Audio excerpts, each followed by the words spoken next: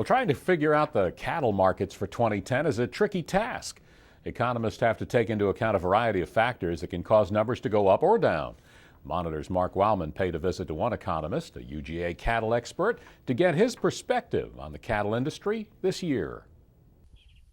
In a nutshell, economists are predicting U.S. commercial beef production to decline 1.9% in 2010.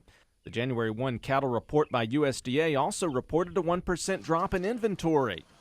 What is the reason for these declines? Really what that reflects is just an overall lack of profitability in the beef sector for the past several years.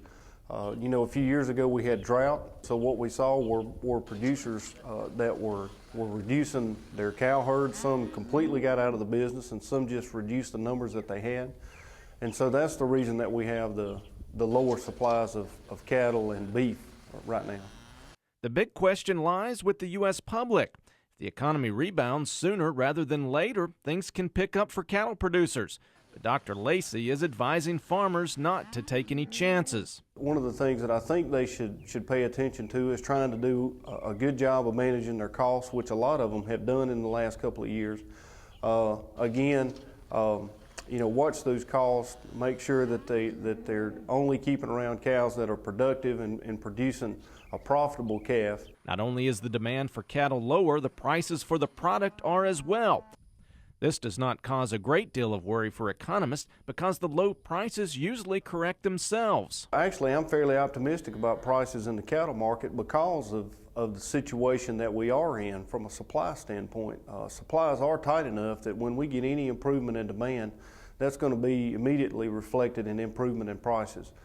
Like all years, it's wait and see. And this year, we have to see what the U.S. and global economic recovery looks like. The two things that cattle producers do need to be aware of or watching are going to be corn prices and fuel costs and what that will mean to their calf prices. If you are a consumer or a producer who would like more information, just go to secattleadvisor.com.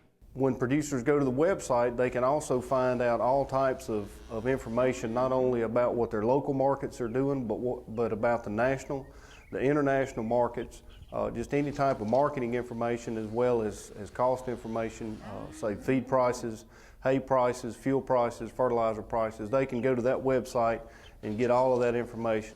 For the Georgia Farm Monitor, I'm Mark Wildman.